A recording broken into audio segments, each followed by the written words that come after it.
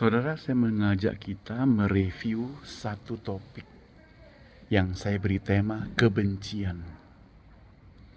Kebencian itu apa, saudara? Kebencian adalah suatu tindakan dari pikiran kita, dari hati kita, dari tindakan kita yang mempunyai sikap tidak menyenangi orang lain.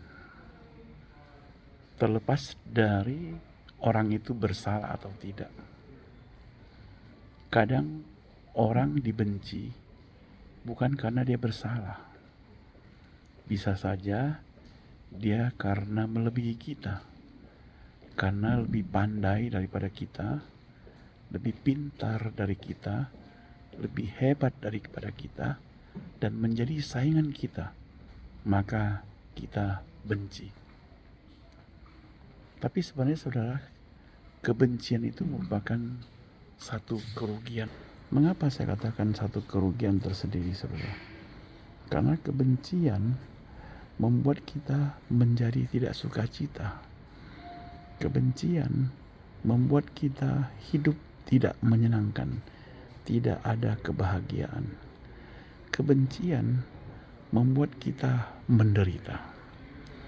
Saudara, dalam Alkitab sendiri, semenjak manusia jatuh ke dalam dosa, maka dosa itu menular, berkecamuk kemana-mana, dan membuat orang-orang tertanam rasa benci.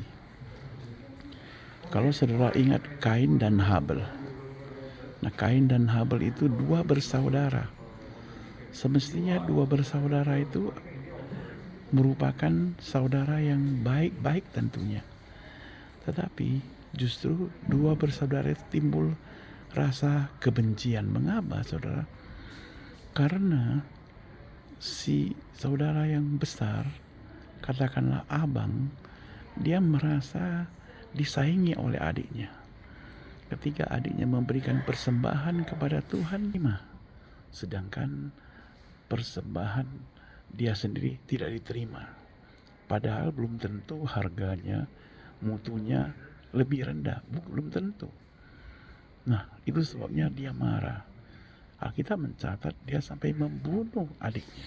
Perhatikan, ada cerita si kembar Esau dan Yakub. Di situ juga tertanam rasa benci. Di situ juga tertanam rasa iri, rasa marah. Kenapa, saudara?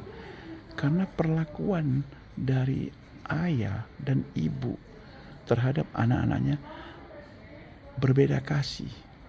Jadi membeda-bedakan, pilih kasih mereka.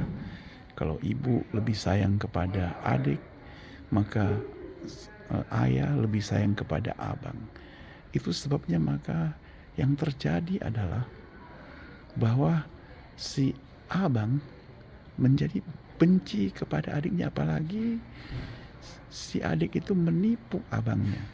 Yang ditipu itu bukan main-main, itu warisan, itu harta kekayaan, itu menyangkut masa depan, itu menyangkut masa yang akan datang.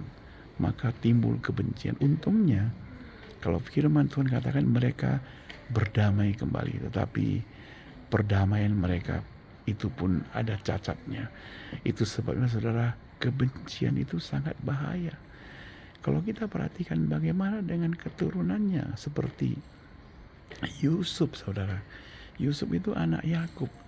Nah, mungkin si Yakub melihat apa yang dikerjakan oleh orang tua mereka, pilih kasih, dia juga pilih kasih dan lebih sayang kepada Yusuf daripada Yusuf. Kenapa? Karena Yusuf itu lahir dari istri yang sangat dikasihinya, yaitu Rahel. Nah, apalagi ketika Rahel sudah mati, tentunya dia bergantung, ya mungkin menaruh perhatian kepada anak yang dari keturunan Rahel ini. Ada Yakub dan Binyamin, ada Yusuf dan Binyamin. Itu sebabnya maka ada pilih kasih. Dan kalau abang-abangnya sedang bekerja di ladang, dia di rumah. Dia hanya mengantar makanan, bertemu dengan abang-abangnya. Maka saudara, dia dibenci oleh abang-abangnya. Dan Alkitab mencatat dia dijual ke Mesir. Di situ dia dijadikan budak. Tapi Alkitab mencatat dalam perjalanan hidup daripada Yusuf, dia akhirnya menjadi orang nomor 2 di Mesir. Dan Tuhan mengaruniakan dia jabatan yang tinggi. Dia panggil kembali saudara-saudaranya. Ada satu rekonsiliasi. Ada perdamaian. Perdamaian menghilangkan kebencian. Nah, saudara yang dikasihi Tuhan, saya tidak tahu bagaimana dengan kita, saya dengan Anda. Kehidupan di dunia ini, dalam pekerjaan kita, dalam hidup bermasyarakat, di dalam keluarga kita, hidup bersaudara, mungkin kita bisa timbul persaingan. Setelah persaingan, kalau merasa dirugikan, mungkin timbul kebencian. Kalau sudah timbul kebencian, maka hidup kita jadi susah. Hidup kita jadi merana. Hidup kita jadi tidak menyenangkan. Saudara, kita bersyukur Yesus mengajarkan kepada kita hidup yang penuh dengan kasih. Dia bahkan mengatakan, kasihilah musuhmu, berdoalah bagi mereka yang membenci kamu. Saudara, pengajaran daripada Tuhan Yesus yang luar biasa, yang sangat tinggi sekali bobotnya, saudara. Kasihilah musuhmu, saudara. Saudara, kalau musuh saja kita kasihi, itu berarti hidup kita di dunia ini tidak ada musuh lagi. Kalau berdoa bagi orang yang membenci kamu, itu berarti kita tidak bisa membenci. Saudara, kalau kita benci, kita tidak bisa mendoakan dia. Masa kita doakan dia agar pekerjaannya terseret, agar usianya muda, cepat meninggal? Masa demikian?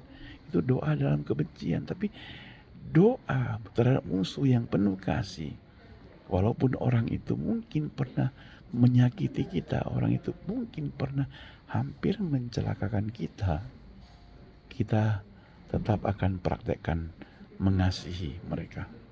Ini luar biasa pengajaran yang diajarkan oleh Tuhan Yesus, melebihi pengajaran-pengajaran orang yang berhikmat di dunia ini.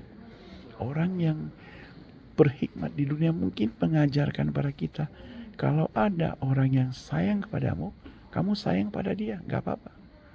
Kalau ada orang yang memperhatikan kamu, kamu perhatikan dia, gak masalah. Tapi Yesus mengajarkan kalau ada orang yang membenci kamu, yang mau menghancurkan kamu, yang mau mencelakakan kamu, tetap engkau mengasihi dia. Jadi itu luar biasa. Dengan demikian tidak ada kebencian. Makanya orang-orang yang percaya pada Tuhan Yesus berkata, kalau kita percaya pada Tuhan Yesus ada sukacita. Ini letaknya, saudara. Maka kalau kita percaya pada Tuhan Yesus, sukacitanya tidak ada, kita dipertanyakan. Mungkin di dalam hidup kita masih tertanam rasa kebencian, rasa kemarahan, rasa dendam, rasa tidak enak kepada orang lain. Kita belum move on. Tapi kalau kita sudah move on, saudara, lupakan itu, sudah kita tinggalkan segala hal yang tidak menyenangkan, saudara, segala hal yang merugikan kita lupakan. Bahkan kita mengatakan, aku mau hidup baru, memperbaharui hidup kita dengan kasih Tuhan, maka kita pasti akan diberkati Tuhan dengan penuh sukacita, diberkati Tuhan dengan kebahagiaan. Ini berlaku bagi setiap keluarga. Kalau dalam keluarga ada kebencian, ada kemarahan, maka di situ ada ketidaksukacitaan, di situ ada penderitaan. Dalam hidup terhadap anak-anak atau terhadap orang tua, kalau di situ ada rasa kebencian, ada rasa curiga, ada rasa kemarahan, maka di situ terletak ketidakbahagiaan. Tetapi saudara, kita mesti tinggalkan semua. Akhir dari perenungan ini saya ingin mengatakan bahwa marilah kita praktekkan cinta kasih. Dengan praktekkan cinta kasih, kita akan buang kebencian. Dengan praktekkan cinta kasih, maka dendam akan hilang. Kemarahan juga akan hilang. Saudara, kemarahan tidak ada gunanya.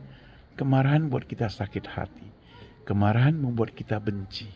Tapi kasih membuat kita sukacita, kasih menyenangkan kita, kasih membahagiakan kita. Mari saudara, kita bertekad, katakan 1, 2, 3. Buang jauh-jauh kebencian. Oke, sampai jumpa. Tuhan Yesus memberkati kita sekalian.